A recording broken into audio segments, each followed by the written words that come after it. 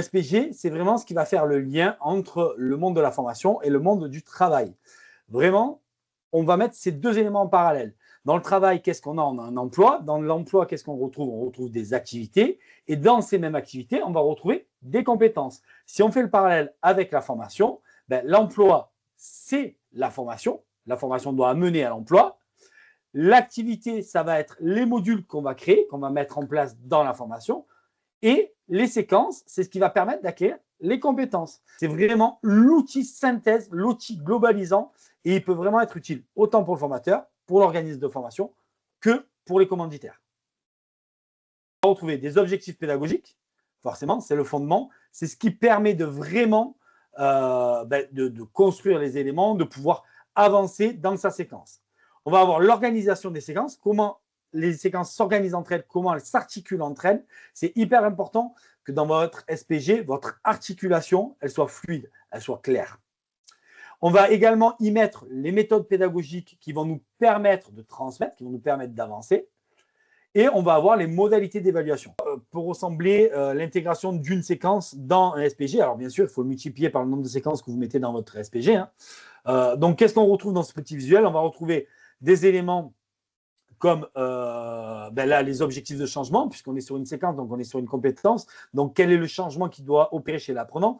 N'oubliez pas que quand vous permettez à un apprenant d'acquérir une compétence, vous réalisez un changement chez lui. C'est-à-dire que vous allez lui intégrer une nouvelle pratique professionnelle et donc ça va changer sa manière de réaliser ce qu'il réalisait actuellement en tant que professionnel. Que ce soit quelqu'un qui apprend un métier ou que ce soit quelqu'un qui monte en compétence. Dans les deux cas, c'est toujours un objectif de changement qui est lié à la compétence. Donc là, par exemple, l'objectif de changement, c'est interpréter des circuits électriques élémentaires. Donc ça, c'est un exemple parmi un autre. C'est l'objectif de la séquence. Pour pouvoir intégrer cette séquence, il y a des prérequis. Donc, il y a des prérequis pour pouvoir réaliser la séquence 1. Donc, qui dit prérequis, dit test de positionnement, pour vérifier s'ils existent chez l'apprenant ou si on va devoir passer par une séance de remédiation pour qu'il les acquiert et qu'il puisse suivre la séquence correctement.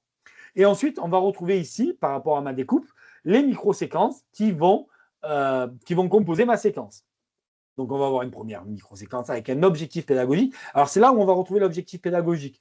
C'est intéressant, cette diapo, pour que vous compreniez aussi la différence entre un objectif de changement, un objectif opérationnel dans l'emploi et un objectif pédagogique. N'oubliez pas, un objectif de changement ou un objectif opérationnel, c'est quelque chose qui doit se traduire par une compétence, par une réalisation, alors que l'objectif pédagogique, il donne lieu à permettre l'acquisition de capacités ou de compétences pour que le changement s'opère.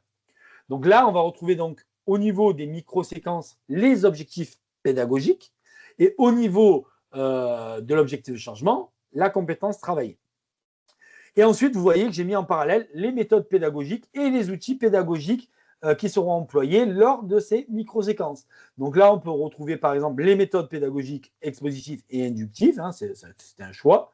Les outils pédagogiques qu'on va mettre en œuvre. On aura besoin de diaporamas, on aura besoin d'exercices et de maquettes.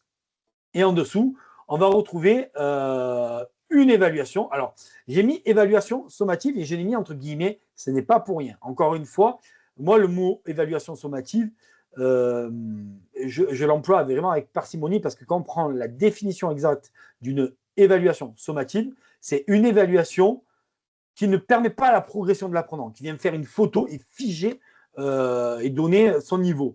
Or, on le sait, dès le moment où on évalue quelqu'un, il apprend de cette évaluation et donc il progresse et donc le niveau a déjà changé après l'évaluation en fait. Donc là, j'ai mis évaluation sommative parce qu'elle arrive et c'est comme ça, on va dire qu'on a un peu jargonisé le mot sommative et que souvent maintenant on utilise sommatif pour une évaluation de fin de séquence. Et donc là, sur la fin de séquence, on peut parler d'évaluation sommative. Donc là, c'est une étude de cas en sous-groupe qui permet de faire une évaluation sommative. Et ensuite, on peut passer à la séquence 2 parce qu'on a réalisé l'intégralité de la séquence 1.